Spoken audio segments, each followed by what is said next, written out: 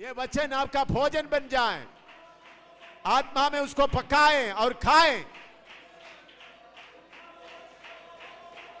उसके लिए समय खर्च कर रहा, आत्मा में उसको पका कर खाएं। Hallelujah, hallelujah, hallelujah, hallelujah, hallelujah, hallelujah. ओ बारबा दना दरा दिला दना दला दिला दना दला दना दरा दिला दना दला दिला दना दरा दिला दना दे दे दे दे दे दे दे।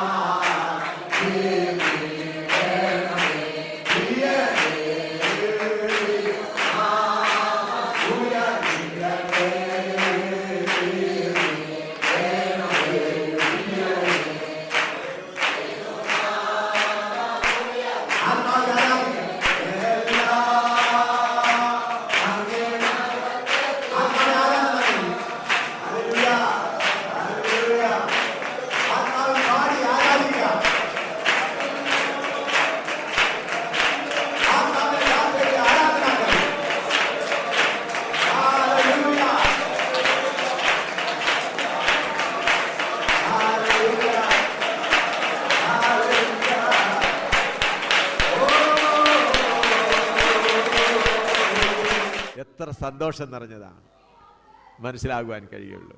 ഞാൻ അനുഭവത്തോടെ പറയുകയാണ്. ഹല്ലേലൂയ. അനുഭവത്തോടെ അതിൻ്റെ രുചി അറിഞ്ഞിട്ട് പറയുകയാണ്. ഹല്ലേലൂയ. എത്ര ശ്രേഷ്ഠമായ അനുഭവമാണ് കർത്താവ് നമുക്ക് നൽകിയിട്ടുള്ളത്. അതുകൊണ്ട് ഇപ്പോൾ പോകുമ്പോഴും നിങ്ങൾ ഈ വചനം ആത്മാവിൽ പാചകം ചെയ്തോളണം. ആത്മാവിൽ പാചകം ചെയ്യണം. അന്യഭാഷയിൽ കുറച്ചു നേരം അന്യഭാഷയിൽ സംസാരിച്ച് കഴിയുമ്പോൾ നിങ്ങൾക്കറിയത്തില്ല ആ അസൂയ എവിടെ പോയി. അസൂയയുടെ സ്ഥാനം സ്നേഹം വന്നു കഴിഞ്ഞു. മറ്റുള്ള സഹോദരനോടൊരു പക, വെറുപ്പുണ്ടായിരുന്നു, അത് എവിടെ പോയെന്ന് അറിഞ്ഞില്ല. ആ സഹോദരനെ കെട്ടിപ്പിടിച്ച് ചുമ്മനം ചെയ്യാനാണ് മനസ്സ് വരുന്നത്. കാരണം പരിശുദ്ധാത്മാവാകുന്ന ആ ആഹാരം പാചകം ചെയ്ത് നമ്മുടെ അകത്ത് വന്ന ആ പകയും വെറുപ്പിനെയും എന്ത് ചെയ്തു? മറ്റുള്ളവർ നമ്മളെ കണ്ടിട്ട് തിരിഞ്ഞു പോയാലും അങ്ങോട്ട് കയറി ചെന്ന്, സഹോദര നീ തിരിഞ്ഞു പോകുന്ന എനിക്ക് സങ്കടം തോന്നുന്നു, നമുക്കൊന്ന് കെട്ടിപ്പിടിക്കാം. Hallelujah, hallelujah. ബസ് സ്റ്റാൻഡിൽ പോകുമ്പോഴും മറ്റൊരു സഹോദരൻ കണ്ടിട്ട്, ഓ തോമാച്ചൻ പോയിക്കെട്ടെന്ന് പോകുമ്പോൾ ഓടിച്ചെന്നിട്ട്, തോമാച്ചൻ നീ അങ്ങനെ പോകരുത്, നമുക്കൊന്ന് കെട്ടിപ്പിടിച്ച് ചുമ്മനം ചെയ്തിട്ട് പോകാം. കാരണം നമ്മളൊരു ശരീരത്തിൻ്റെ അംഗമാണ്. അല്ല, അപ്പോൾ നിങ്ങൾക്കറിയാം, ചിലപ്പോൾ തോമാച്ചൻ പൊട്ടിക്കരയും, സഹോദര ഞാൻ നിന്നോട് അങ്ങനെ നിന്നെ ഒഴിഞ്ഞു പോയത് എന്നോട് ക്ഷമിക്കുക. ഹല്ലേലൂയ. അങ്ങനെ നാം ആത്മാവിൽ ആഹാരം എന്ത് ചെയ്യണം? പാചകം ചെയ്യണം.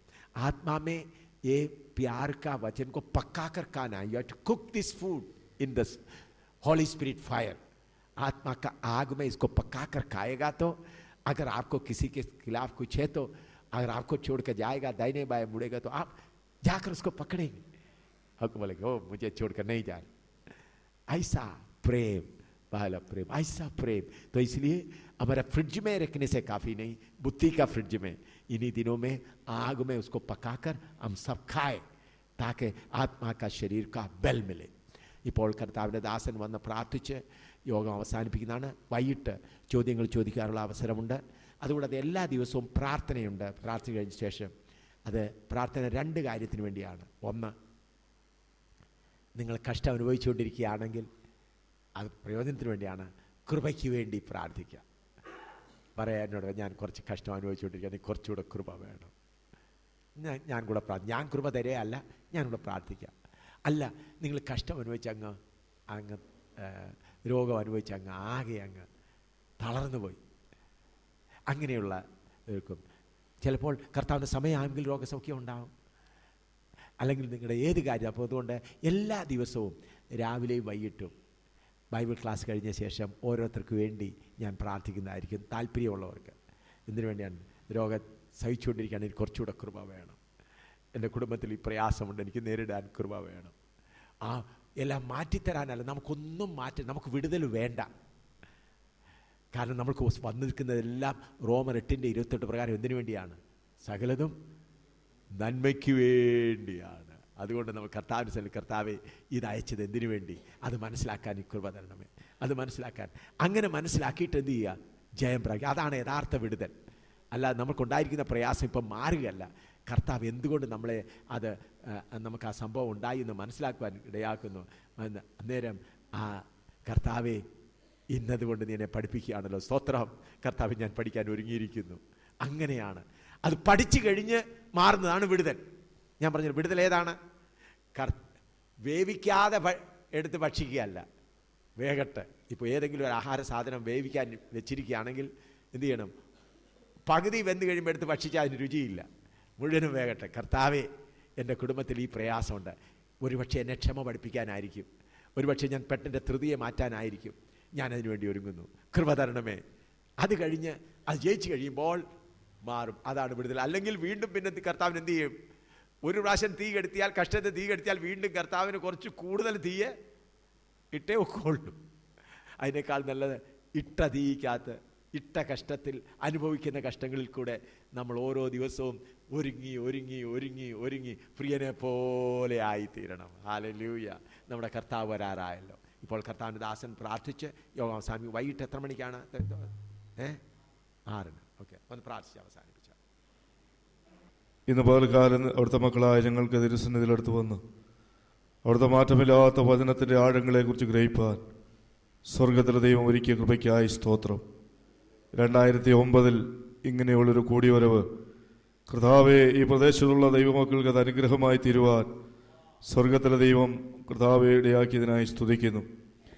വടക്കേ ഇന്ത്യയിൽ നിന്ന് അവിടുത്തെ ദാസന്മാർ ടീമായി കടന്നു വന്ന് കർത്താവെ ഈ പഠനത്തിൽ വീണ്ടും അവിടുത്തെ സ്നേഹത്തെക്കുറിച്ച് പ്രോത്സാഹിപ്പാൻ തക്കവണ്ണം കർത്താവ് ഒരുക്കിയ മുഖാന്തരങ്ങൾക്കായി നന്ദിയോട് സ്തോത്രം. ഇന്ന് പകൽക്കാലം അവിടുത്തെ അഭിഷേകത്തിൽ കൂടെ അനുഗ്രഹിക്കപ്പെട്ടതായ ദൈവിക സന്ദേശങ്ങൾ ഞങ്ങൾ കേട്ട് കർത്താവെ ഞങ്ങളുടെ അകത്തെ മനുഷ്യന് വേണ്ടതായ പോഷകങ്ങൾ ഹല്ലേലൂയ, അകത്തെ മനുഷ്യൻ വളരുവാൻ ഹല്ലേലൂയ കർത്താവെ അരുളി ചെയ്ത ദൈവവചനത്തിന് മുമ്പാകെ ഞങ്ങളെ തന്നെ സ്വയം പരിശോധിച്ച് അത് ഞങ്ങളുടെ ജീവിതത്തിൽ അനുവർത്തിക്കപ്പെടുവാൻ കർത്താവ് കൃപ ചെയ്യണമേ. ആ ദൈവസ്നേഹത്തിൻ്റെ ആഴങ്ങളെ, ആ ദൈവ സ്നേഹം എന്താണെന്ന് ഇന്ന് പോലെ കാലം മനസ്സിലാക്കുവാൻ കർത്താവ് കൃപ നൽകിയതിനായി സ്തോത്രം. ശരീരത്തിന് പല അവയവങ്ങളുണ്ട്. ആ അവയവങ്ങൾക്ക് ഒന്നോടൊന്ന് ബന്ധപ്പെട്ടിരിക്കുന്നത് പോലെ കേട്ട കർത്താവെ ക്രിസ്തുവിൽ ഞങ്ങൾ ഏക ശരീരമായി ഹല്ലേലൂയ ഒന്നോടൊന്ന് ബന്ധം പുലർത്തുവാൻ ഈ വചനമുഖാന്തരം കർത്താവ് കൃപ ചെയ്യണമേ. ഈ ദിവസങ്ങളിൽ കർത്താവെ ഇവിടെ നടത്തപ്പെടുന്ന സുവിശേഷ യോഗങ്ങൾ, കർത്താവെ ദൈവവചന പ്രഘോഷണങ്ങൾ കടന്നു വരുന്ന ജീവിതങ്ങൾക്ക് ചൈതന്യം വരുവാനിടയാക്കണമേ. ഇന്ന് പകൽക്കാലം അവിടുത്തെ വചനം ഞങ്ങളെ ചൈതന്യപ്പെടുത്തിയത് കൊണ്ട് ഞങ്ങൾ നന്ദിയോടുകൂടെ സ്തോത്രം ചെയ്യുന്നു. കർത്താവെ ഇന്ന് പകൽക്കാലം ഹല്ലേലൂയ ജീവൻ പ്രാപിച്ച് ഇന്ന് പകൽക്കാലം ഇവിടെ കടന്നു വന്നിരിക്കുന്ന ജീവിതങ്ങൾ ആത്മാവിൽ ജീവൻ പ്രാപിപ്പാൻ തക്കവണ്ണം സ്വർഗത്തിലെ ദൈവം കൃപ ചെയ്യല്ലോ കർത്താവെ. ഹല്ലേലൂയ ഈ മനോഹരമായ സദസ്സ് ഞങ്ങളുടെ ജീവിതത്തിൽ അനുഗ്രഹമായി തീർത്തതിനായി നന്ദിയോട് സ്തോത്രം. വളരെ ത്യാഗം സഹിച്ച് വളരെ പണം മുടക്കി കർത്താവേ പ്രിയപ്പെട്ടവർ ചെയ്യുന്ന വേലയെ കർത്താവ് മാനിക്കണമേ കർത്താവേ. ഈ ദിവസങ്ങളിൽ ഇവിടെ നടത്തപ്പെടുന്ന ക്ലാസ്സുകൾ കടന്നു വരുന്ന എല്ലാ ജീവിതങ്ങൾക്കും അനുഗ്രഹപ്രദമായി തീരുവാനിടയാക്കണമെന്ന് വിഷയിക്കുന്നു. ഒരു വലിയ കൊള്ള കണ്ടു കിട്ടിയെ പോലെ ഈ 2009 അധികം പ്രയോജനപ്പെട്ട് ഏത് മനുഷ്യനെയും ക്രിസ്തുവിൽ തികച്ചവനായി നിർത്തുവാൻ ആവശ്യമായ ദൈവിക വചനങ്ങളും പ്രബോധനങ്ങളും നിങ്ങളുടെ ജീവിതത്തിൽ അവിടുന്ന് നൽകി തന്നതുകൊണ്ട് സ്തോത്രം. അവിടുത്തെ ദാസനെ അവിടുന്ന് ശക്തീകരിച്ചല്ലോ കർത്താവെ. പ്രായാധിക്യത്തിന് ക്ഷീണമുണ്ടെങ്കിലും ആത്മാവിൽ ബലപ്പെടുത്തി കർത്താവെ ക്ഷീണം കൂടാതെ അവിടുത്തെ വചനം ഞങ്ങൾക്ക് പകർന്നു തന്നതുകൊണ്ട് ഞങ്ങൾ നന്ദിയോടുകൂടെ സ്തോത്രം ചെയ്യുന്നു. ഇതിൻ്റെ കർത്താവെ യോഗത്തിന് ഉത്സാഹിക്കുകയും പ്രവർത്തിക്കുകയും ചെയ്ത അവിടുത്തെ ടീമിനായി പ്രാർത്ഥിക്കുന്നു. ഇന്ന് രാത്രി നടക്കുന്ന മീറ്റിങ്ങിനായി സ്തോത്രം. കർത്താവെ 5 മണിക്ക് ഇവിടെ നടത്തപ്പെടുന്ന പ്രാർത്ഥനയ്ക്ക് വേണ്ടി പ്രാർത്ഥിക്കുന്നു. എല്ലാ ദൈവമക്കളും കടന്നു വന്ന് ഒരുമിച്ച് ആ പ്രാർത്ഥനയെ സഹകരിച്ച് കർത്താവെ അനുഗ്രഹിക്കപ്പെട്ട സമ്മേളനം രാത്രികാലം അനുഭവിപ്പാൻ തക്കവണ്ണം കർത്താവ് കൃപ ചെയ്യണമേ. ഇന്ന് പകൽക്കാലം ഞങ്ങൾ അല്പസമയത്തേക്ക് പിരിയട്ടെ. അവിടുത്തെ സാന്നിധ്യം കൂടി ഇരിക്കണമേ. വീണ്ടും കാണുവരെയും ചെറുകടിയിൽ പരിപാലിക്കുകയും സൂക്ഷിക്കുകയും ചെയ്യണമേ. പ്രാർത്ഥന കേട്ടതിനായി സ്തോത്രം, യേശുവിൻ നാമത്തിൽ തന്നെ.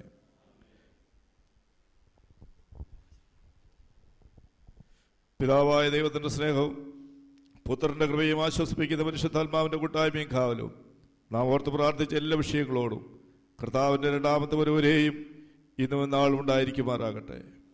കർത്താവായ യേശുക്രിസ്തു മുഖാന്തരം നമുക്ക് ജയത്തെ നൽകിയ ദൈവത്തിന് സ്തോത്രം ചെയ്യാം. Hallelujah, hallelujah, hallelujah. Praise the Lord. സ്തോത്രം.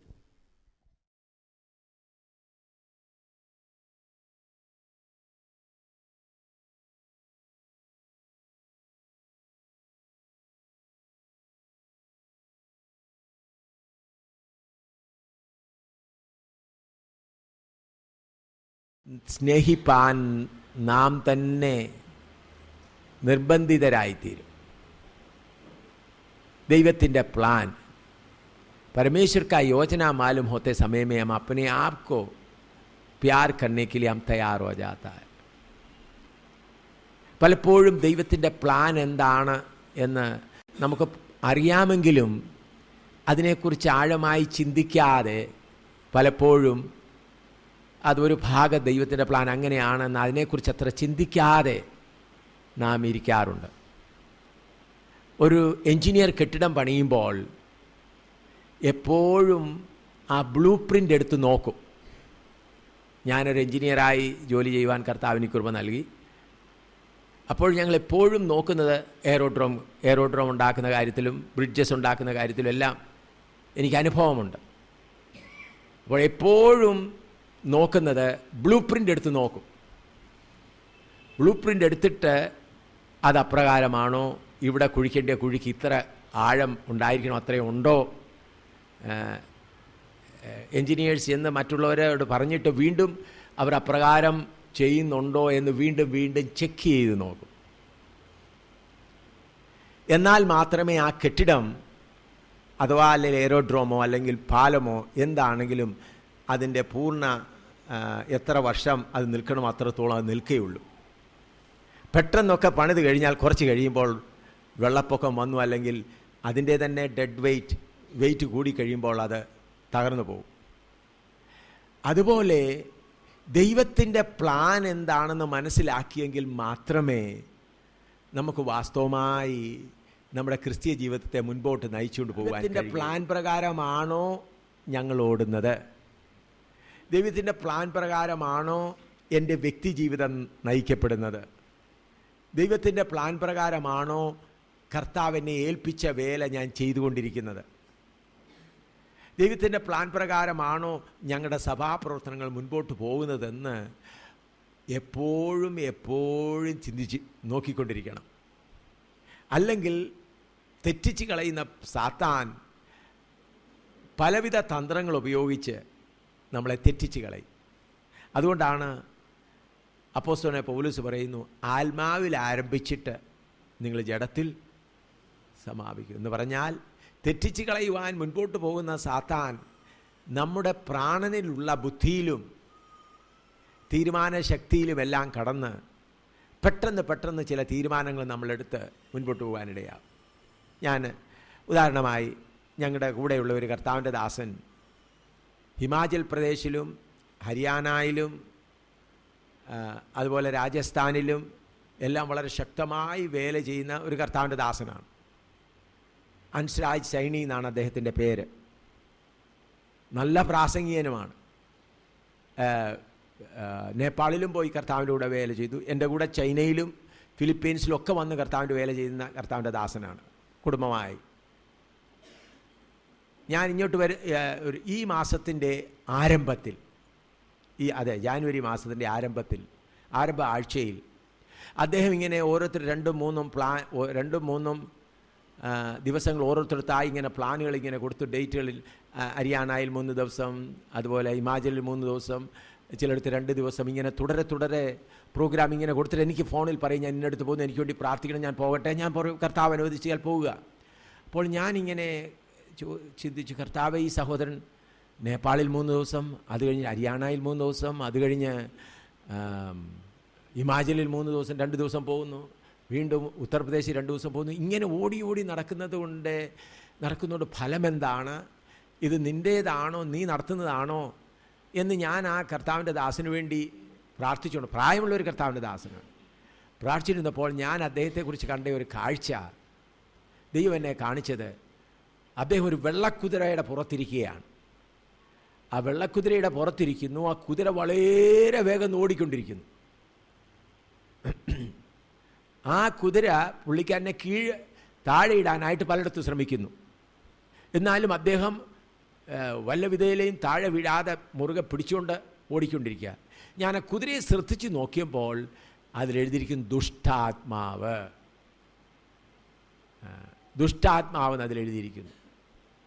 അപ്പോൾ എനിക്ക് മനസ്സിലായി, അദ്ദേഹത്തെ ഇത്ര വേഗത്തിൽ നടത്തുന്നത് ദുഷ്ടാത്മാവാണ്. അദ്ദേഹം അപ്പോൾ ഷിംലയിൽ അന്ന് ചെയ്യുന്നതിന് ഉടനെ ഞാൻ ഫോൺ ചെയ്തു, സഹോദര, നിന്നെക്കുറിച്ച് ഞാനിങ്ങനെ ദർശനം കണ്ടിരിക്കുന്നു, അതുകൊണ്ട് നിൻ്റെ എല്ലാ പ്രോഗ്രാം ക്യാൻസൽ ചെയ്തിട്ട് നേരെ ജമ്മുവിൽ വരണം, വന്ന് പ്രാർത്ഥിച്ചിട്ട് ഞാനിങ്ങനെ കണ്ടിരിക്കുന്നു. ഈ കാര്യത്തിന് തീരുമാനം വന്നതിന് ശേഷമേ ഒക്കെയുള്ളൂ. ഞാൻ അത് കഴിഞ്ഞിട്ട് മറ്റുള്ള സഭകൾ ഹിമാചലിലും ഹരിയാനയിലും രാജസ്ഥാനിലും UP-യിലുള്ള എല്ലാ സഭകൾക്കും ടെലിഫോൺ ചെയ്തു. അങ്ങനെ ഡൽഹിയിലുള്ള എല്ലാ സഭകൾക്കും അദ്ദേഹത്തിൻ്റെ പ്രോഗ്രാം 2-3 മാസത്തെ കൊണ്ടുവന്ന എല്ലാ സഭകൾക്കും പ്രോഗ്രാം ചെയ്തു. ഹൻസ്രാജ് സൈനിയർ പ്രോഗ്രാം ഞാൻ ക്യാൻസൽ ചെയ്തിരിക്കുന്നു. പഞ്ചാബിലുള്ള എല്ലാ പ്രോഗ്രാം ഞാൻ തന്നെ അദ്ദേഹത്തിന് ക്യാൻസൽ ചെയ്തു. ഞാൻ അദ്ദേഹത്തിനോട് പറഞ്ഞു, സഹോദര, നിങ്ങളുടെ പ്രോഗ്രാമുകളെല്ലാം ഞാൻ ക്യാൻസൽ ചെയ്തിരിക്കുന്നു, ഒരു സഭയിലും ഇനിയും പോകാൻ പാടില്ല, നേരെ ജമ്മുവിൽ വരണം.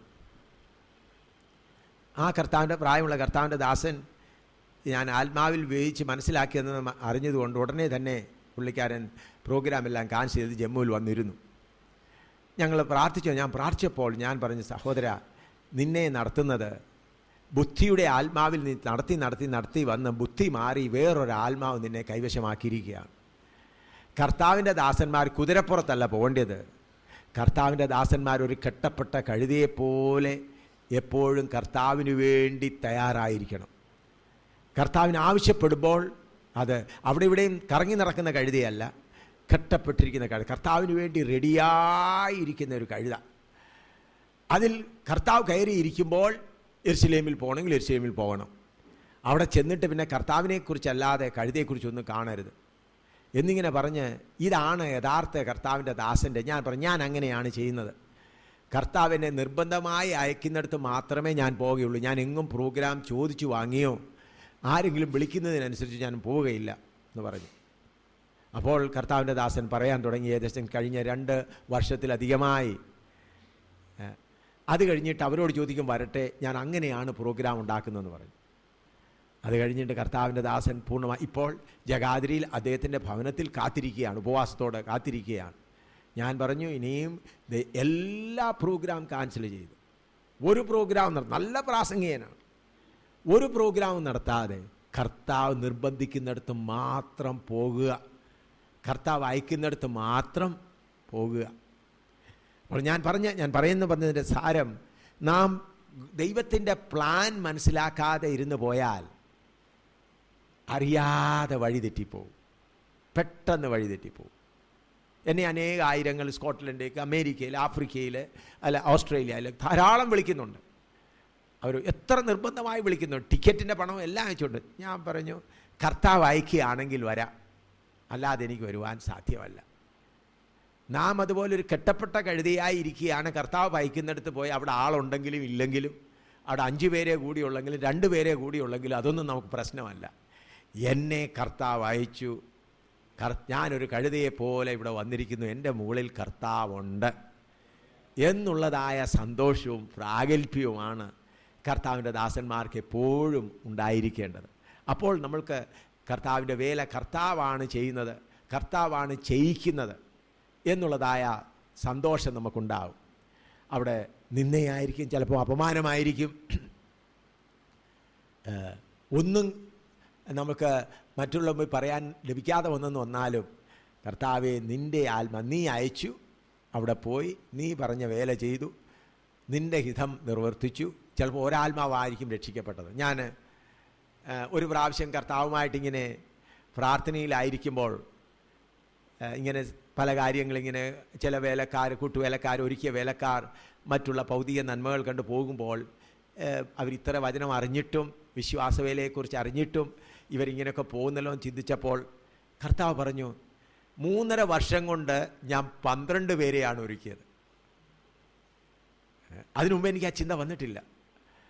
3.5 വർഷം കൊണ്ട് ഞാൻ 12 പേരെയാണ് ഒരുക്കിയത്. 12 പേരിൽ ഒരാൾ പോലും പോയി, 11 പേരെ ഒരുക്കിയുള്ളൂ. അപ്പം കർത്താവ് പറഞ്ഞു, ഈ വലിയ കൂട്ടത്തെ ഒരുക്കുന്നതുമൊന്നും അല്ല കാര്യം, എൻ്റെ ആലോചന പ്രകാരമുള്ളവരെ ഒരുക്കുക.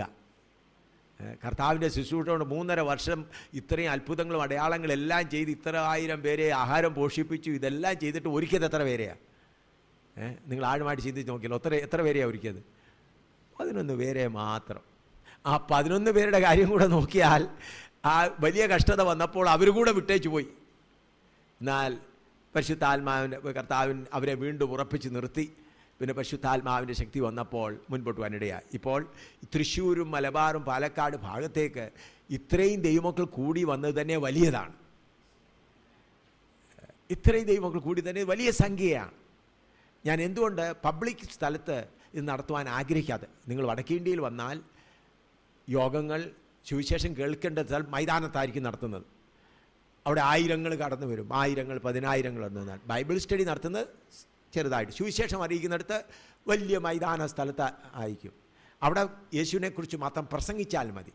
ഇവിടെ നാം ദൈവമക്കളാകുന്ന ദൈവദാസന്മാരാണെന്ന് നിങ്ങളെല്ലാം കൂടി വന്നിരിക്കുന്നിടത്ത് ഞാൻ പുതുതായിട്ടൊന്ന് പഠിപ്പിക്കാൻ പോവുകയല്ല.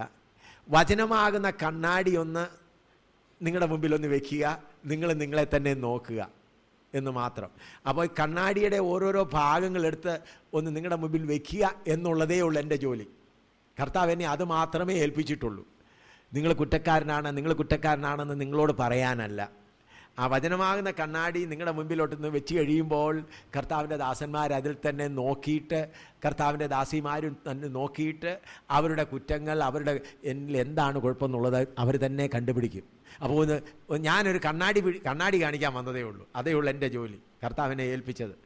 ആ കർത്താവിൻ്റെ വചനമാകുന്ന കണ്ണാടി ഇങ്ങനെ ഓരോരുത്തരുടെ മുമ്പിൽ വെച്ച് കഴിയുമ്പോൾ അവർ തങ്ങളെ തന്നെ എന്ത് ചെയ്യണം? ഞാനിവിടെ ഇരിക്കുന്ന ഒരു സംഘടനയെ കുറ്റപ്പെടുത്താനോ അല്ലെങ്കിൽ ഒരു ഓർഗനൈസേഷനെ കുറ്റപ്പെടുത്താനോ അല്ലെങ്കിൽ ഇന്നര് ചെയ്യുന്നത് തെറ്റാണെന്ന് പറയാനോ അല്ല. വചനമാകുന്ന കണ്ണാടി മുൻപിൽ വയ്ക്കുമ്പോൾ താഴ്മയോടെ ഞാൻ നിങ്ങളുടെ മുമ്പിൽ വയ്ക്കുമ്പോൾ സന്തോഷത്തോടെ തങ്ങളെ തന്നെ നോക്കി അവരുടെ രൂപം മനസ്സിലാക്കി കഴിഞ്ഞാൽ നാം നമ്മളെ തന്നെ ഒരുക്കുവാൻ നമുക്കിടയാകും. കാരണം ഇപ്പോൾ സമയം വളരെ ചുരുങ്ങിയിരിക്കുന്ന കാലമാണ്. കർത്താവിൻ്റെ വരവ് ഏറ്റവും അടുത്തിരിക്കുന്ന കാലമാണ്. അതിൻ്റെ അടയാളങ്ങളെല്ലാം നാം കണ്ടുകൊണ്ടിരിക്കുകയാണ്. ഉദാഹരണമായി ഞാൻ ഇൻട്രൊഡക്ഷനായിട്ട് അതിന് ഒരു കാര്യം കൂടെ പറയട്ടെ. വടക്കേ ഇന്ത്യയിൽ ഇപ്പോൾ വലിയ വേല നടന്നുകൊണ്ടിരിക്കുകയാണ്. ധാരാളം ആത്മാക്കൾ രക്ഷിക്കപ്പെട്ടുകൊണ്ടിരിക്കുകയാണ്. അതോടുകൂടെ എതിർപ്പുകളും വളരെയധികം, ഉപദ്രവങ്ങളും വളരെയധികം. എന്നാൽ വലിയ കോട്ടകളെ കർത്താവ് തകർത്ത് ധാരാളം ആത്മാക്കൾ, ഹിന്ദുക്കളും സിഖുകാരും മുസ്ലിങ്ങളും സ്നാനപ്പെട്ട് പരിശുദ്ധാത്മനിറവ് പ്രാപിച്ച് ക്ഷേത്ര പൂജാരിമാരും രക്ഷിക്കപ്പെട്ടു സ്നാനപ്പെട്ട് മുൻപോട്ട് കടന്നു വന്നുകൊണ്ടിരിക്കുകയാണ്. അങ്ങനെയുള്ള ഈ മാസം തന്നെ എനിക്ക് ഒരു പൂജാരിയെ, ഒരു സാധുവിനെയും സ്നാനപ്പെടുത്തുവാൻ കർത്താവ് ഭാഗ്യം നൽകി. ഈ ജാനുവരി മാസം തന്നെ. അങ്ങനെ കർത്താവ് വലിയ പ്രവർത്തനങ്ങൾ ഈ നാളുകളിൽ ചെയ്തുകൊണ്ടിരിക്കുകയാണ്. അതുകൂടാതെ ഗാസായിൽ പലസ്തീൻ്റെ അവിടെ നടന്നതായ ഇസ്രയേൽ വന്ന് ആക്രമിച്ചത് വചനപ്രകാരമാണ്. അത് അവരാക്രമിച്ചിട്ട് അവരുടെ ആ റോക്കറ്റ് അയക്കുന്ന സ്ഥലങ്ങളൊക്കെ അവർ നശിപ്പിച്ചിട്ട് പോയി. ഇപ്പോൾ ഒരു സമാധാനമായിട്ടിരിക്കാനുള്ളതായ ഒരു സമയം ഇസ്രായേലിന് ലഭിച്ചു എന്നുള്ള ചിന്തയോടുകൂടി അവരിയ്ക്കാൻ പോകുന്ന സമയം വന്നിരിക്കുകയാണ്. ഈ സമയത്താണ് എസെക്കിയേൽ 37-ാം അധ്യായത്തിൽ പറയുന്നത്, 37, 38, 39 പറയുന്നത് പോലെ റഷ്യ അവരുടെ മേൽ ചാടി വീഴാൻ പോകുന്നത്. അതിനു മുമ്പ് ആ യുദ്ധത്തിൻ്റെ ആരംഭത്തോടുകൂടെ ആ യുദ്ധത്തിൻ്റെ ഒരുക്കത്തോടുകൂടെ കർത്താവിൻ്റെ സഭ ഈ ഭൂമിയിൽ നിന്ന് എടുത്തുകൊള്ളപ്പെടും. അതുകൊണ്ട് നമുക്ക് ഈ ഭൂമിയിൽ ഇനി അധികം നാൾ ഉണ്ടെന്ന് ഞാനറിയാം. കാരണം ജാതികളുടെയിലുള്ള ഉണർവ് കണ്ടാൽ എത്ര പേരാണ് രക്ഷിക്കപ്പെട്ടു വന്നുകൊണ്ടിരിക്കുന്നത്, എത്ര പേരാണ്, എന്ത് വില കൊടുത്താണ് വരുന്നത്, എന്ത് ഉപദ്രവങ്ങൾ സഹിച്ചിട്ടാണ്. ഞാൻ ഒരു കഴിഞ്ഞ മാസമായിരുന്നല്ലോ കാശ്മീരിൽ ഇലക്ഷൻ നടന്നത്. നമ്മുടെ മുസ്ലിംകളിൽ മുൻപോട്ട് വന്ന മൻസൂർ അഹമ്മദ് ഭട്ടു എന്ന് പറയുന്ന സഹോദരൻ ഒരു ട്രേഡ് യൂണിയൻ ലീഡറായിരുന്നു, അതിൻ്റെ പ്രസിഡൻ്റായിരുന്നു. അദ്ദേഹം സ്നാനപ്പെടുന്നതിന് മുൻപ് എൻ്റെ അടുക്കൽ വന്നു, ഞാൻ ട്രേഡ് യൂണിയൻ പ്രസിഡൻ്റാണ്. ഞാൻ പറഞ്ഞു, ഈ പ്രസിഡന്റ് സ്ഥാനമൊക്കെ മാറ്റി വെച്ചെങ്കിലേ ഞാൻ സ്നാനപ്പെടുത്തുകയുള്ളൂ എന്ന് പറഞ്ഞു. അപ്പോൾ പുള്ളിക്കാരനെ MLA ആയിട്ട് അവർ നിർത്തുവാൻ, അവരുടെ കാൻഡിഡേറ്റായിട്ട് നിർത്തുവാൻ എല്ലാം തീരുമാനിച്ചിരിക്കുകയാണ്. ഞാൻ പറഞ്ഞു ഞാൻ പ്രസിഡൻ്റായിരിക്കുമ്പോൾ മുസ്ലിങ്ങളുടെ ഇടയിൽ അനേകരുടെ ഇടയിൽ എനിക്ക് സ്വാധീനം എടുത്താമല്ലോ. ഞാൻ പറഞ്ഞു, നിൻ്റെ അങ്ങനെ ലോക സ്വാധീനം കൊണ്ട് ആരെയും ക്രിസ്തുവിലേക്ക് കൊണ്ടുവരുവാൻ ദൈവവചനം പറയുന്നില്ല. അതുകൊണ്ട് ആ പ്രസിഡന്റ് സ്ഥാനം രാജിവെച്ചെങ്കിൽ മാത്രമേ ഞാൻ നിങ്ങളെ സ്നാനപ്പെടുത്തുള്ളൂ എന്ന് പറഞ്ഞു. അങ്ങനെ ആ കർത്താവിൻ്റെ ആ പ്രിയ സഹോദരൻ പ്രസിഡന്റ് സ്ഥാനം രാജിവെച്ചു. പിന്നെ സ്നാനപ്പെട്ടു, പരിശുദ്ധാത്മനിറവ് പ്രാപിച്ചു.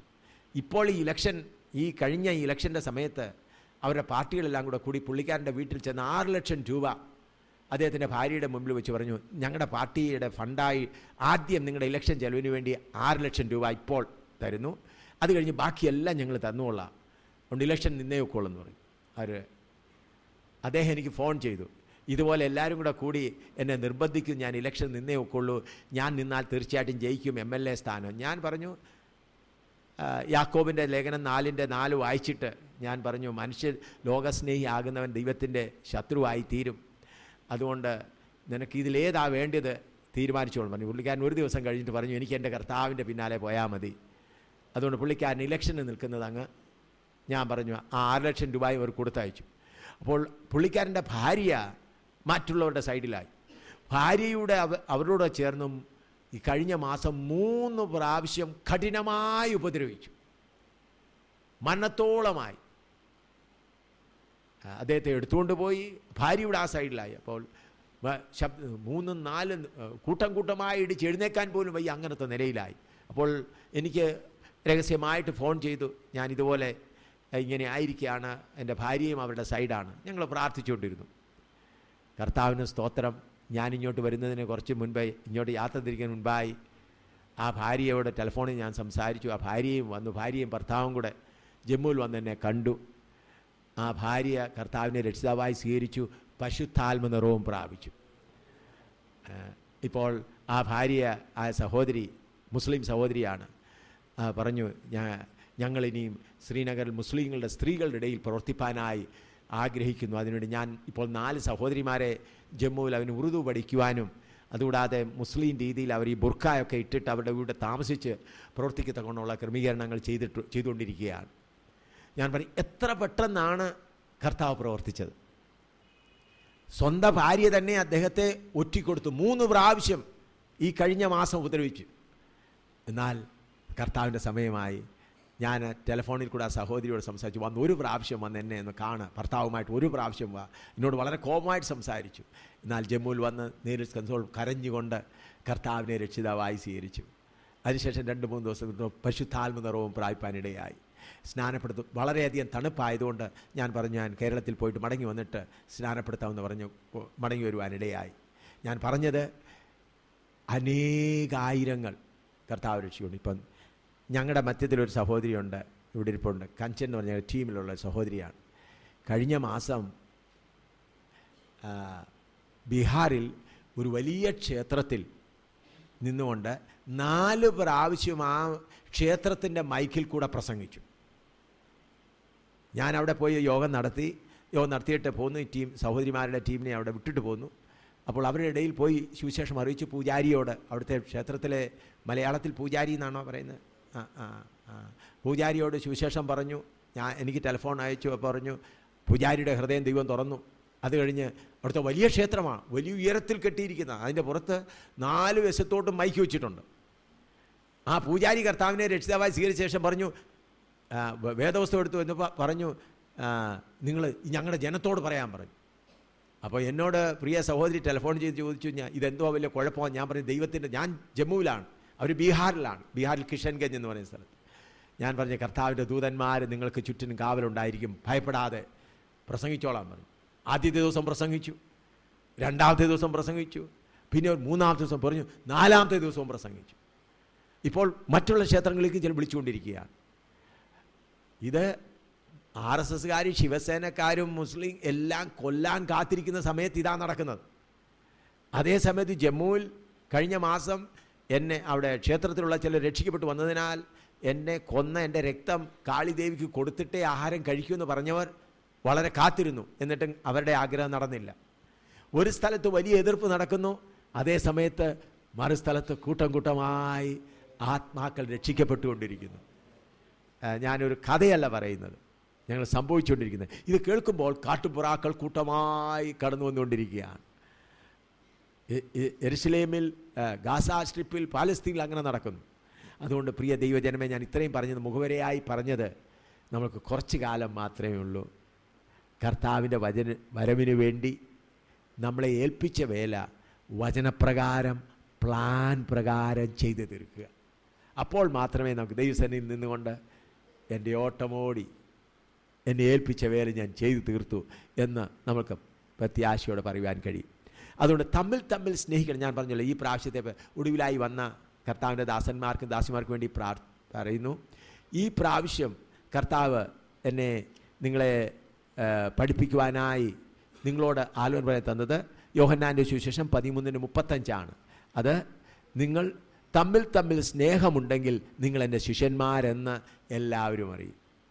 നിങ്ങൾ തമ്മിൽ സ്നേഹമുണ്ടെങ്കിൽ നിങ്ങളെൻ്റെ ശിഷ്യന്മാരെന്ന് എല്ലാവരും അറിയും.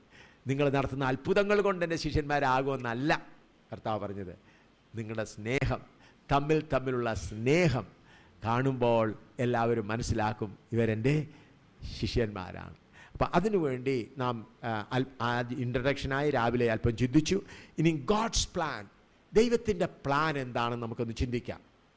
അബിയ, ഞാനിതിൻ്റെ ഇടയ്ക്ക് ഹിന്ദിയിൽ അല്പം സംസാരിക്കാൻ, നേപ്പാളിൽ നിന്നുള്ള ചില കർത്താവിൻ്റെ ദാസിമാർ വന്നിട്ടുണ്ട്. അവർ പുതിയ വിശ്വാസികളല്ല, കർത്താവിൻ്റെ ദാസിമാരാണ്. അതുപോലെ നേപ്പാളിൽ നിന്നും മണിപ്പൂരിൽ നിന്നൊക്കെ വേല ചെയ്യുന്ന കർത്താവിൻ്റെ ദാസന്മാരും വന്നിട്ടുണ്ട്. അപ്പോൾ അവർക്കൂടെ ഞാൻ അവരെ കൊണ്ടുവന്നതിൻ്റെ ഉദ്ദേശം, അവരിൽ ചിലർ സമുദ്രം കണ്ടിട്ടില്ല, അതുപോലെ സൗത്ത് ഇന്ത്യ എങ്ങനെയുണ്ട്, ഇന്ത്യ പട്ടണം എങ്ങനെയുണ്ടെന്ന് കാണാൻ, അതോടുകൂടെ ദൈവവചനം പഠിക്കാൻ അവരുടെ ബുദ്ധിയൊന്ന് വികസിക്കട്ടെ. പർവ്വത പ്രദേശങ്ങളിലും ഗ്രാമപ്രദേശങ്ങളിലുള്ളവർക്ക് അങ്ങനെ കണ്ടാൽ ഇത്രയും ദൈവമക്കൾ, അതുകൂടാതെ ഇത്രയും കൂട്ടമായി ദൈവമക്കൾ അവിടെ ഇല്ലല്ലോ. അവിടെ കുറച്ച് ഇവിടെ 5 പേര്, അവിടെ 5 പേര്, അങ്ങനെ ഇവിടെ കൂട്ടമായി ദൈവമക്കളൊക്കെ കാണുമ്പോൾ ഞങ്ങൾ കുറച്ച് പേര് മാത്രമല്ല, ദൈവത്തിൻ്റെ സഭയിൽ അനേകായിരങ്ങളുണ്ട് എന്നുള്ളത് കണ്ട് അവർക്കൊരു മനോബലം കൂടെ വർദ്ധിക്കാനിടയാകും. ഇവരാരും പുതുതായിട്ടുള്ളവരല്ല. അനേക വർഷങ്ങൾ 8, 10 വർഷങ്ങളായി, 6, 7, 8 വർഷങ്ങളായി കർത്താവിൻ്റെ വേലയിലായിരിക്കുന്ന സഹോദരി സഹോദരന്മാരാണ് എൻ്റെ കൂടെ വന്നിരിക്കുന്നത്. അതുകൊണ്ട് അവർക്കും എന്തെങ്കിലും അല്പം ലഭിക്കാനായി ഞാൻ ഇടയ്ക്കിടയ്ക്ക് പറയുന്ന ഭാഗം ഹിന്ദിയിൽ കൂടെ പറയേണ്ടതായി വരുന്നത് നിങ്ങൾ ദയവായി ക്ഷമിക്കണമെന്ന് ഓർപ്പിക്കുന്നു. सबसे पहले हम देखेंगे परमेश्वर का योजना क्या है. जब परमेश्वर का योजना क्या है करके जब हम देखेगा तब अपने अंदर अपने आप ही परमेश्वर का प्यार बढ़ जाएगा. ദൈവത്തിൻ്റെ പ്ലാൻ അതിനു വേണ്ടി നമുക്ക് എല്ലാവർക്കും അറിയാവുന്ന വാക്യമാണ് ഉൽപ്പത്തി പുസ്തകം 1:26 മുതൽ 29 വരെ. ഉൽപ്പത്തി की किताब पहला अध्याय उसका 26 से 29 तक. Genesis chapter 1 verse 26 and 29.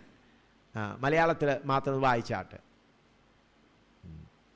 അത് മുഴുവനും വായിക്കേണ്ട എന്ന് വായിച്ചാട്ട്, ആരെങ്കിലും ഒരാൾ വായിച്ചാട്ട്. ഉൽപ്പത്തി പുസ്തകം 1:26 മുതൽ 29 വരെ.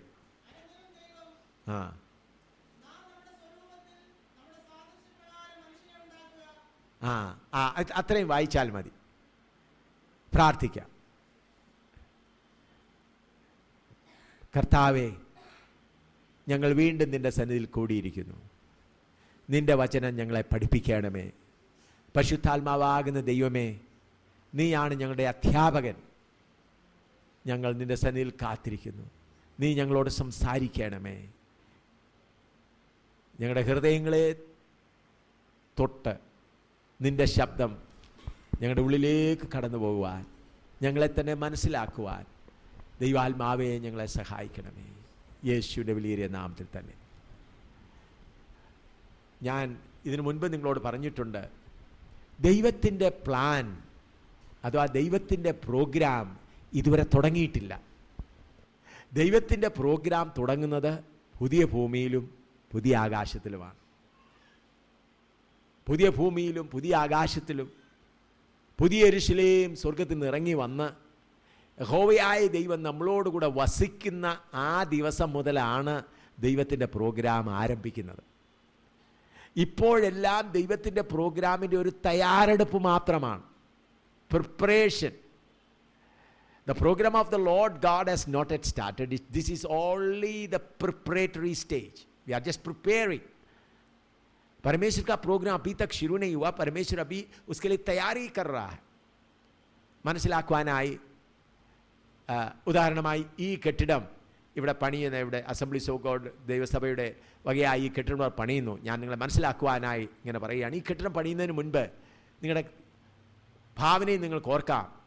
ഈ കെട്ടിടം പണിയുന്നതിന് മുമ്പേ വസ്തുവൊക്കെ മേടിച്ചു, കോമ്പൗണ്ട് ഉണ്ടാക്കി, അതിൻ്റെ കോണിൽ എവിടെയെങ്കിലും ഒരു ചെറിയ ഷെഡ് ഉണ്ടാക്കി കാണും. ആ ഷെഡിനകത്ത് സിമെൻറ്റും ഇരുമ്പും മറ്റുള്ള സാധനങ്ങളെല്ലാം വയ്ക്കും. അതുപോലെ താൽക്കാലികമായിട്ട് അവിടെ താമസിച്ച ആഹാരമൊക്കെ ഉണ്ടാക്കിയെന്ന് വന്നേക്കാം. എന്നാൽ ഈ കെട്ടിടം പണിത് കഴിഞ്ഞതിന് ശേഷം, ഇതിൻ്റെ പെയിൻറ്റിങ്ങും എല്ലാം കഴിഞ്ഞതിന് ശേഷം, ഇതിൻ്റെ ഇനാഗ്രേഷൻ വരുന്നതിന് മുൻപേ ആ ഷെഡ് അങ്ങ് എടുത്ത് മാറ്റും. ഷെഡ് എടുത്ത് മാറ്റിയിട്ട് അവിടെ കുറച്ച് ചെടികളോ പുഷ്പങ്ങളോ എന്തെങ്കിലും വെച്ചത് ഭംഗിയുള്ളതാക്കി തീർക്കും. അതുപോലെ പുതിയ ഭൂമിയും പുതിയ ആകാശവും സൃഷ്ടിക്കുന്നതിന് മുൻപേ ഈ ഭൂമിയെയും ഈ ആകാശത്തെയും ദൈവം മാറ്റിക്കളയും. 102-ാം സങ്കീർത്തനത്തിൽ നാം വായിക്കുന്നു, നമുക്കെല്ലാവർക്കും അറിയാവുന്ന വചനമാണല്ലോ. 102-ാം സങ്കീർത്തനത്തിൻ്റെ 25-26, Psalm 102 verse 25 and 26 ഒന്ന് വായിച്ചാൽ.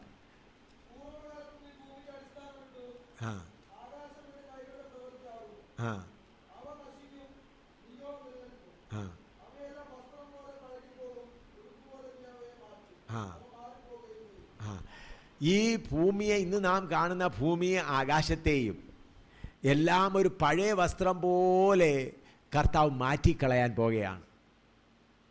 ഇന്ന് പേപ്പർ തുടരെ വായിക്കുന്നവരും സയൻറ്റിഫിക്കലായിട്ട് കുറച്ച് അറിവുള്ളവരും ഒക്കെ ഒന്നിച്ച് ചിന്തിക്കുമ്പോൾ പറയുന്നത് എന്താണ്, 2012 വരെ ഈ ലോകം ഇങ്ങനെ പോകുമെന്നുള്ളത് നമുക്ക് തീർച്ച പറയാൻ കഴിയുകയില്ലെന്നാണ് അവർ പറയുന്നത്. 2012, ഇന്നിപ്പോൾ 2009, 2009. അവർ പറഞ്ഞത് 2012 വരെ ഈ ഭൂമി ഇങ്ങനെ നിൽക്കുമെന്ന് പറയുവാൻ കഴിയില്ല. കാരണം ഞാൻ ഒക്ടോബർ മാസം ആന്ധ്രയിൽ നിന്ന് മടങ്ങിപ്പോകുമ്പോൾ ട്രെയിനിലിരുന്ന് ടൈംസ് ഓഫ് ഇന്ത്യയുടെ പേപ്പർ വായിക്കുകയായിരുന്നു. അതിൻ്റെ ഫ്രണ്ട് പേജിലുണ്ടായിരുന്നു, ഹീലിയോസ്ഫിയർ, നമ്മുടെ സൂര്യന് കീഴിലായി ഹീലിയോസ്ഫിയർ എന്ന് പറഞ്ഞൊരു ഗ്യാസ്, ഒസോണിനെ കൂടാതെ ഹീലിയോസ്ഫിയർ ഒരു ഗ്യാസ് ഉണ്ട്, ഒരു ഗ്യാസിൻ്റെ ഒരു മണ്ഡലമുണ്ട്. അത് ഗലാക്റ്റിക് റേസ്, ഈ നമ്മൾ കാണുന്ന സൂര്യനേക്കാൾ എത്രയോ വലിയ സൂര്യന്മാരുണ്ട്, എത്രയോ വലിയ നക്ഷത്രങ്ങളുണ്ട്. അതിൻ്റെ ഗലാക്റ്റിക് റേസ്, ആ രശ്മികൾ ഭൂമിയിലേക്ക് വന്നാൽ വളരെ നഷ്ടം സംഭവിക്കും. അതുകൊണ്ട് ഈ ഹീലിയോസ്ഫിയർ ബബിൾ അതാണ് അതിനെ തടഞ്ഞിട്ട് നമുക്ക് ആരോഗ്യമുള്ളത് മാത്രം വിട്ടുന്നത്. അവർ പറഞ്ഞു, നാസായും മറ്റുള്ള സയൻറ്റിസ്റ്റ് എല്ലാം കണ്ടുപിടിച്ചത് അതിൻ്റെ 25% തീർന്നുപോയി. ആ മുഴുവൻ ഭൂമിയുടെയും ഇതിൽ നിന്ന് 25% എന്തായിപ്പോയി? തീർന്നുപോയി. മറ്റുള്ളത് എത്രയും വേഗം കുറഞ്ഞുകൊണ്ടിരിക്കുകയാണ്. അതിനെ തടയാൻ ആർക്കും കഴിയുകയില്ല എന്നാണ് അവർ പറഞ്ഞത്. നാം വെളിപ്പാട് പുസ്തകം 16-ാം അധ്യായത്തിൽ വായിക്കുമ്പോൾ, 15-16 അധ്യായത്തിൽ വായിക്കുമ്പോൾ, എതിർ ക്രിസ്തുവിൻ്റെ കാലത്ത് സൂര്യനിൽ ചൂട് കൂടി ഭൂമിയിൽ ദഹിക്കുന്നതായ അന്തരീക്ഷമുണ്ടാകും. അത്ര വലിയ ചൂട് കൂടും. അതുപോലെ ഇവർ പറഞ്ഞത്, ഇങ്ങനെ പലവിധ രോഗങ്ങൾ വരാൻ പോകുന്നു, ആ രോഗങ്ങൾക്കൊരു നിവാരണവും ഉണ്ടായിരിക്കുകയില്ല എന്നാണ് പറഞ്ഞത്. ഇത് സയൻറ്റിഫിക്കലായിട്ട് കണ്ടുപിടിച്ച കാര്യങ്ങളാണ്. എന്നാൽ ഇതിന് എത്രയോ വർഷങ്ങൾക്ക് മുൻപ് കർത്താവിൻ്റെ ദാസൻ സങ്കീർത്തനക്കാരൻ എഴുതിയിരിക്കുകയാണ്, നീ പഴയ വസ്ത്രം പോലെ എന്തു ചെയ്യും? ഈ ഭൂമിയെ മാറ്റിക്കളയും. നാം 1000 ആണ്ട് വാഴ്ചയ്ക്ക് മുൻപ് ഈ വിരോധി എതിർ ക്രിസ്തുവിൻ്റെ കാലത്ത് 7 വർഷം ഈ ഭൂമിയുടെ അവസ്ഥ വളരെ മോശമായ നിലയിലായിരിക്കും. എന്നാൽ കർത്താവായ യേശു ക്രിസ്തുവിൻ്റെ ഭരണം ആരംഭിക്കുന്നതിന് മുൻപേ അവിടെ ഇവിടെയൊക്കെ ഒരു ഭൂകമ്പങ്ങളൊക്കെ ഉണ്ടായി ഇതിനെല്ലാം ഒരു മാറ്റം വരുത്തും. അതിനുശേഷമാണ് 1000 ആണ്ട് വാഴ്ച. 1000 ആണ്ട് വാഴ്ച കഴിയുന്നതോടുകൂടെ ഈ ഭൂമിയെയും ആകാശത്തെയും എന്നേക്കുമായി മാറ്റും. അപ്പോൾ എത്രയും വേഗം കാര്യങ്ങൾ നമ്മുടെ നിയന്ത്രണത്തിനപ്പുറത്തായി പോയിക്കൊണ്ടിരിക്കുന്ന ഒരു കാലമാണിത്. ദൈവത്തിൻ്റെ പ്ലാൻ പ്രകാരമാണ് കാര്യങ്ങൾ നടക്കുന്നത്. അപ്പോൾ നമുക്ക്, അഥവാ നമ്മെക്കുറിച്ച് ദൈവം ആഗ്രഹിക്കുന്നത് നാം വായിക്കുന്നല്ലോ, പഴയ നിയമ അല്ല ആദിമകാലത്തെ വിശുദ്ധന്മാർ എന്തിനു വേണ്ടിയാണ് കാത്തിരുന്നത്? 2 പത്രോസ് 3-ാം അധ്യായം അതിൻ്റെ 13-ാം വാക്യം വായിച്ചാട്ട്. दूसरा पत्रोस 3 अध्याय उसका 13 पद. पहले सदी का लोग किसके लिए इंतजार कर रहे थे? किस बात के लिए इंतजार कर रहे थे? इस पृथ्वी तो नाश होने जा रहा है. हाँ, അതിൻ്റെ 13 വായിച്ചാട്ട്. 3:13, 2 പത്രോസ് 3:13. 2 Peter chapter 3 verse 13 വായിച്ചാട്ട്.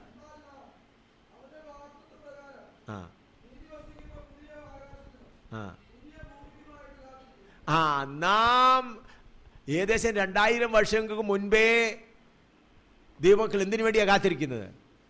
പുതിയ ആകാശത്തിനും പുതിയ ഭൂമിക്കും വേണ്ടി. എന്നാൽ ഇന്നത്തെ ദൈവമക്കൾ എന്താ? കർത്താവേ, എനിക്ക് കുറച്ചുകൂടെ വസ്തുവും കുറച്ചുകൂടെ വീടും കുറച്ചുകൂടെ കെട്ടിടങ്ങളും ഒക്കെ കിട്ടിയാൽ മതിയല്ലോ എന്നുള്ളതായ താല്പര്യമാണെന്ന് പലർക്കും ഉണ്ടായിക്കൊണ്ടിരിക്കുന്നത്. കെട്ടിടങ്ങൾ ഉണ്ടാക്കുന്നത് തെറ്റല്ല, ഭവനങ്ങൾ ഉണ്ടാകുന്നത് തെറ്റല്ല. എന്നാൽ നമ്മുടെ പ്രത്യാശ, ആദിമകാലത്തെ വിശുദ്ധന്മാർ എന്തിനു വേണ്ടിയാണ് കാത്തിരുന്നത്? പുതിയ ഭൂമിക്കും പുതിയ ആകാശത്തിനു വേണ്ടി കാത്തിരുന്നു. അപ്പോൾ ദൈവത്തിൻ്റെ പ്രോഗ്രാം ആരംഭിക്കുന്നത് എവിടെയാണ്? പുതിയ ആകാശത്തിലും പുതിയ ഭൂമിയിലും. അവിടെ ആ പ്രോഗ്രാമിൽ വലിയവനായ ദൈവം നമ്മളോട്, ഇപ്പം ഞാൻ ഒരു വലിയ മനുഷ്യനല്ല, എന്നാൽ ഞാൻ ജമ്മുവിൽ നിന്ന് ഇവിടെ വന്ന് നിങ്ങളുടെ കൂടെ ഇരിക്കുന്നത് സ്വപ്നമല്ലല്ലോ, ഒരു റിയാലിറ്റി, ഒരു യാഥാർത്ഥ്യമാണല്ലോ. അതുപോലെ ഒരു യാഥാർത്ഥ്യമാണ്. ഞാൻ നിങ്ങളാൽ വിശേഷതയുള്ളവരൊന്നുമല്ല, എന്നാൽ അതുപോലൊരു യാഥാർത്ഥ്യമാണ് പുതിയ യെരൂശലേമിൽ പിതാവാകുന്ന ദൈവവും പുത്രനാകുന്ന ദൈവവും പരിശുദ്ധാത്മാവാകുന്ന ദൈവവും നാം ഒന്നിച്ചൊരുപോലെ വസിക്കുക എന്നുള്ളത് ഒരു യാഥാർത്ഥ്യമാണ്. അവിടെയാണ് നിത്യത തുടങ്ങുന്നത്. അതിനുവേണ്ടിയുള്ള ഒരുക്കം മാത്രമാണ് ഇപ്പോൾ നടക്കുന്നത്. അപ്പോൾ യഹോവയായ ദൈവം മനുഷ്യനെ തൻ്റെ സാദൃശ്യ സ്വരൂപത്തിൽ സൃഷ്ടിച്ചത് എന്തിനു വേണ്ടി? ദൈവത്തെ ആരാധിക്കാൻ വേണ്ടിയല്ല. ദൈവത്തെ ആരാധിക്കാൻ എത്രയോ ദൂതന്മാരുണ്ട്. പരമേശ്വർ मनुष्य को अपना स्वरूप में बनाया, परमेश्वर का इबादत करने के लिए नहीं, आराधना करने के लिए नहीं। आराधना करने के लिए कितने स्वर्गदूत है, എന്നാൽ തന്നോടുകൂടെ തന്നെ പോലെയായി വസിക്കുന്ന ഒരു കൂട്ടം ജനം ഉണ്ടാകണം. അതിനുവേണ്ടിയാണ് ദൈവം മനുഷ്യനെ തൻ്റെ സ്വരൂപത്തിലും തൻ്റെ സാദൃശ്യപ്രകാരവും സൃഷ്ടിച്ചത്. പലപ്പോഴും നമ്മൾ വിചാരിക്കും, കർത്താവേ നീ എൻ്റെ തലവേദനയും എൻ്റെ വയറ്റുവേദനയും എൻ്റെ രോഗങ്ങളെല്ലാം ഒന്ന് മാറ്റി, എൻ്റെ കുടുംബ പ്രയാസങ്ങളൊക്കെ മാറ്റി എനിക്ക് സുഖമായി അങ്ങ് ജീവിച്ചാൽ മതി, കർത്താവേ ഞാൻ നിന്നെ സ്നേഹിക്കുന്നല്ലോ എന്ന് നമ്മൾ ചിന്തിച്ചു പോകും. പ്രിയ സഹോദര സഹോദരി, എന്നെയും നിങ്ങളെയും കുറിച്ചുള്ള ദൈവത്തിൻ്റെ ഉദ്ദേശം ഈ ഭൂമിയിൽ സന്തോഷമായി കുറച്ച് നാൾ പാർപ്പിക്കാനല്ല, വല്ല വിധത്തിൽ നമ്മളിലുള്ളതായ മാലിന്യങ്ങളെല്ലാം മാറ്റി അവനെ പോലെ ആക്കി അവൻ്റെ അടുക്കൽ കൊടുക്കുക. അതുകൊണ്ടാണ് കർത്താവ് പറഞ്ഞത്, ഞാൻ സ്ഥലമൊരുക്കാൻ പോകുന്നു, ഞാൻ പോയിട്ട് വന്ന് നിങ്ങളെ എൻ്റെ അടുക്കൽ കൊണ്ടുപോകും. അപ്പോൾ ആ യാത്രയ്ക്ക് വേണ്ടി, ആ പുതിയ ഭൂമിയിലെ വാസത്തിന് വേണ്ടി ഒരുക്കുകയാണ് കർത്താവിൻ്റെ ഉദ്ദേശം. എന്നാൽ നമ്മുടെ ഉദ്ദേശം എന്താണ്? ഈ ഭൂമിയിൽ എങ്ങനെയെങ്കിലും അങ്ങ് പ്രയാസം കൂടാതെ മക്കൾ പരീക്ഷയൊന്നും തോക്കരുത്, അവരുടെ കല്യാണവും നല്ല ഭംഗിയായിട്ട് നടക്കണം, പ്രയാസങ്ങളൊന്നും ഉണ്ടാകരുത്, ജോലിയും ഭംഗിയായിട്ട് നടക്കണം, കർത്താവിൻ്റെ കാലം ധരിക്കുമ്പോൾ അങ്ങ് ചെന്ന് കയറണം. സഹോദരി, അതല്ല, അതിനുവേണ്ടിയല്ല വലിയവനായ കർത്താവ് ഈ ഭൂമിയിലേക്ക് കടന്നു വന്നത്. അവൻ കടന്നു വന്നത് എന്തിനു വേണ്ടിയാണ്? അവൻ നമ്മളെ അവൻ്റെ സാദൃശ്യപ്രകാരം സൃഷ്ടിച്ചത് എന്തുകൊണ്ടാണ്? അവനെ പോലെ. അതുകൊണ്ടാണ് കർത്താവ് പറഞ്ഞത്, ജയിക്കുന്നവൻ എന്നോടുകൂടെ എൻ്റെ സിംഹാസനത്തിൽ ഇരിക്കും എന്ന് പറഞ്ഞിരിക്കുന്നത്. അപ്പോൾ അയോഗ്യരാകുന്ന നമ്മൾക്ക്, ഒരു യോഗ്യതയിലാകുന്ന നമ്മൾക്ക് ഇത്ര ശ്രേഷ്ഠവേറിയ പദവി തരുവാൻ വേണ്ടിയാണ് യഹോവയായ ദൈവം നമ്മെ തൻ്റെ സാദൃശ്യപ്രകാരവും തൻ്റെ സ്വരൂപപ്രകാരവും സൃഷ്ടിച്ചത്. परमेश्वर हमको अपना समानता में, अपना स्वरूप में इसलिए बनाया ताकि हम उसके समान बन जाएं. आराधना करने के लिए प्रभु ने हमको नहीं बनाया. हम किसी न किसी तरीके से इस दुनिया के कष्ट और परेशानी के बीच में से चलते हुए उसके समान बन जाएं. उनके समान बनकर नया धरती, नया आसमान में, नए यरूशलेम में उनके साथ वास करें. ये नहीं हमारा तकलीफ दूर करे, हमारा नौकरी का काम हो जाए, शादी हो जाए, पैसा मिल जाए, किसी ना कोई कष्ट ना हो, आराम से स्वर्ग में जाए. नहीं, इधर में हमको बहुत तेरा कष्ट और मुसीबत और परेशानी के बीच में चलाते चलाते प्रभु क्या चाहता है? आपको और मुझको उनके साथ, उनके समान रहते हुए हमेशा तक रहने के लिए उधरी नया धरती में ही प्रभु का प्रोग्राम आरंभ होता है. അപ്പോൾ പുതിയ ഭൂമിയിലാണ് കർത്താവ് നാം ഒന്നിച്ചുള്ളതായ വാസം ആരംഭിക്കുന്നത്. അപ്പോൾ അതിനുവേണ്ടി നമ്മളെ ഒരുക്കുവാൻ ദൈവം ചെയ്ത പരിപാടികൾ എല്ലാം നിങ്ങൾക്കറിയാം. എന്നാൽ നമ്മളെ വ്യക്തിപരമായിട്ടുള്ള കാര്യങ്ങൾ മാത്രം നമുക്ക് ടച്ച് ചെയ്തു പോകാം. ഒരുപാട് കാര്യങ്ങൾ നാം നോക്കിയാൽ, ദൈവത്തിൻ്റെ പ്ലാൻ നോക്കിയാൽ ഒത്തിരി നമുക്ക് പറയാനുണ്ട്. അതിനൊന്നും നമുക്ക് സമയമില്ല. നമ്മുടെ വ്യക്തിപരമായ ജീവിതത്തിൽ ആവശ്യമുള്ളത്, ആ ഒരുക്കത്തിന് വേണ്ടി ദൈവം എന്താണ് നമ്മൾക്ക് വേണ്ടി ചെയ്തത്, അതിനുവേണ്ടി പുത്രനായ ക്രിസ്തു ഈ ഭൂമിയിൽ വന്നു. അത് ഞങ്ങൾ വിവരിക്കാതെ നിങ്ങൾക്കറിയാമല്ലോ. प्रभु यीशु मसीह इस धरती में हमको तैयार करने के लिए आया, उसके बारे में विवरण करने का जरूरत नहीं. കർത്താവ് വന്ന കാര്യം പറയേണ്ട ആവശ്യമില്ല, അതെല്ലാം നിങ്ങൾക്കറിയാമല്ലോ. എന്നാൽ കർത്താവ് വന്ന് ചെയ്തത് എന്തൊക്കെയാണ് അത് നമുക്കറിയാമെങ്കിലും, എന്നാൽ ഈ കർത്താവിൻ്റെ പ്രോഗ്രാമിനനുസരിച്ച് ചെയ്തത് എന്താണ് എന്ന് മനസ്സിലാകുമ്പോഴേ, കാരണം നമ്മുടെ ഒരു ശരീരമായി തീരണം, അതാണ് നമ്മുടെ ഉദ്ദേശം, ദൈവത്തിൻ്റെ വചനം. അതിന് 1 പത്രോസ് 1:23, 1 Peter chapter 1 verse 23 ആരംഭമായി കർത്താവ് ചെയ്തത്. 1 Peter 1:23, 1 പത്രോസ് 1:23. पहला पत्रोस 1:23 हिंदी में भी पढ़ना.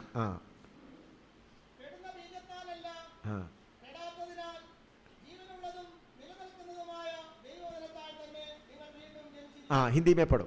क्योंकि तुमने नाशवान नहीं पर अविनाशी बीज से परमेश्वर के जीवते और सदा ठहरने वाले वचन के द्वारा नया जन्म पाया है. Not with corruptible seed but incorruptible, by the word of God we are born again. അപ്പോൾ നമ്മെ കർത്താവിനെ പോലെ ആക്കി തീർക്കുവാനായി കർത്താവ് ചെയ്ത ഒന്നാമത്തെ പരിപാടി തൻ്റെ സ്വരൂപത്തിന് സാധ്യത സൃഷ്ടിച്ചു. എന്നാൽ ആ മനുഷ്യൻ വീണുപോയി. വീണ്ടും കർത്താവ് നമ്മിൽ ആത്മീയ പ്രവൃത്തി ആരംഭിച്ചു. അപ്പോൾ ആത്മീയ പ്രവൃത്തി ആരംഭിച്ചത് എങ്ങനെയാണ്?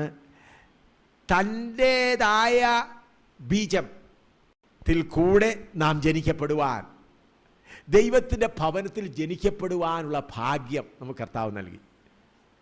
നമ്മളെ കർത്താവ് അങ്ങ് വിളിച്ചു കൊണ്ടുപോവുകയല്ല, അവൻ്റെ ഭവനത്തിൽ ജനിക്കുവാൻ. അത് ഓർക്കുമ്പോഴാണ് എനിക്ക് ഇത്ര സന്തോഷം തോന്നുന്നത്.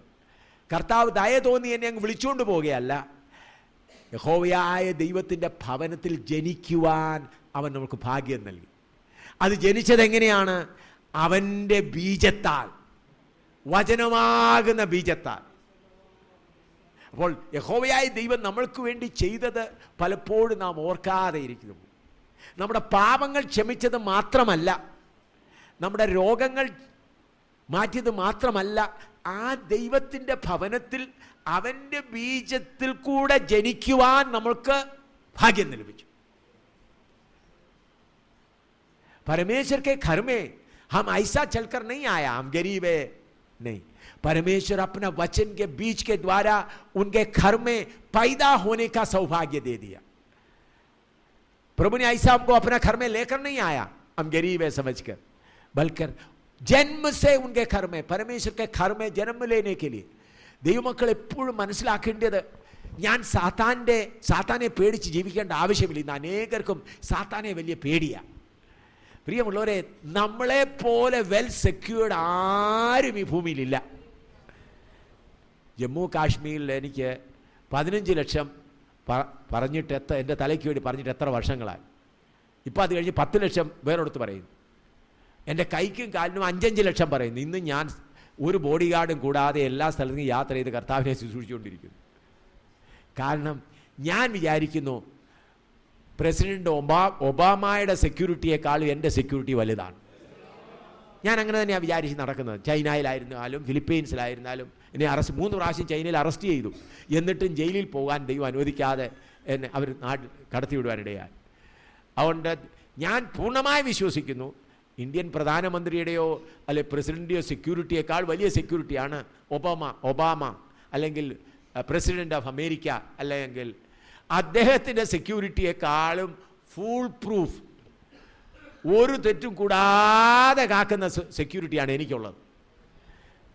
ഉദാഹരണമായി ഞാൻ നിങ്ങളുടെ ഭയം മാറുവാൻ വേണ്ടി ആ കാര്യം പറയട്ടെ.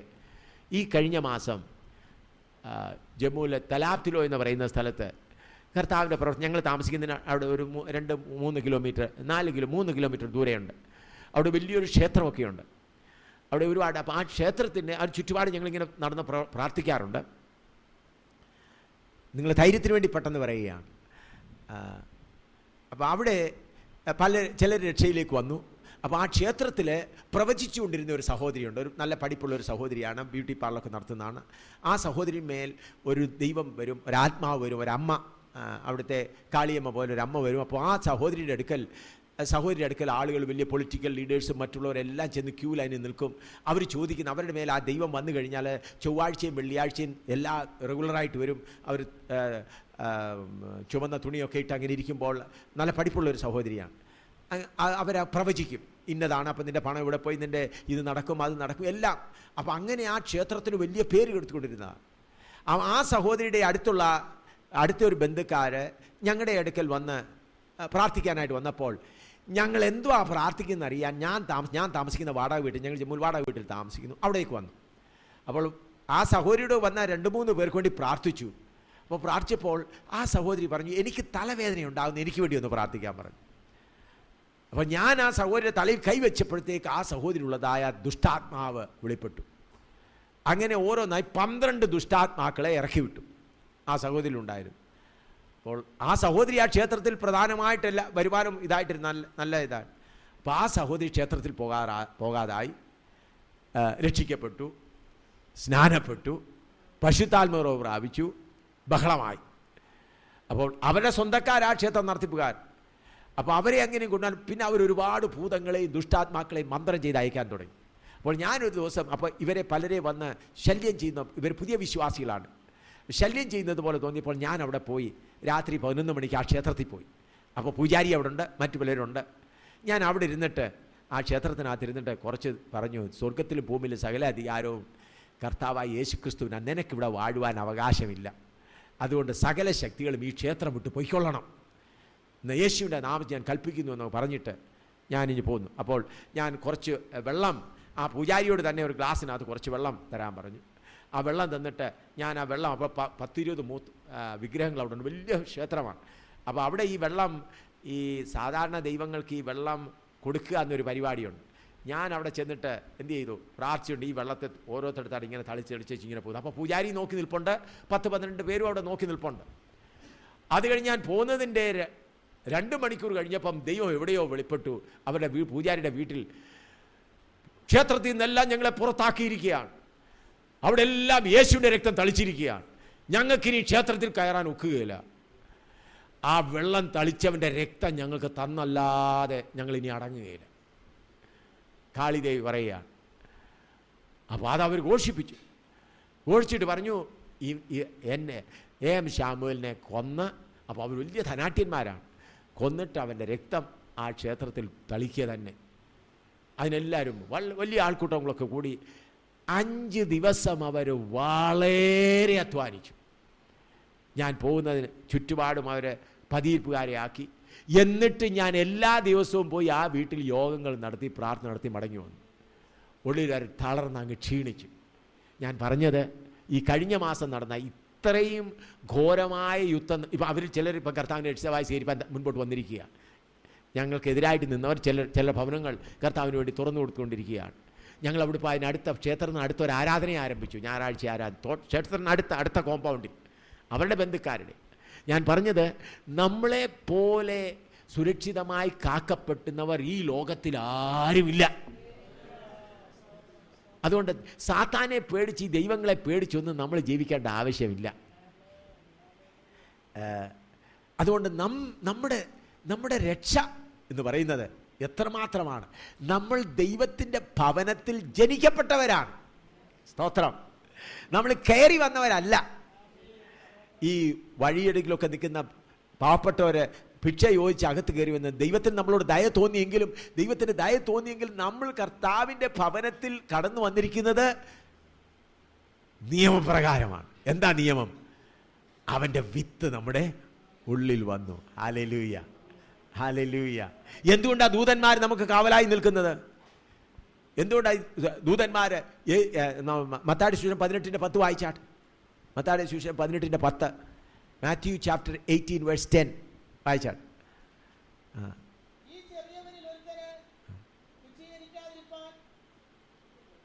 അതെ,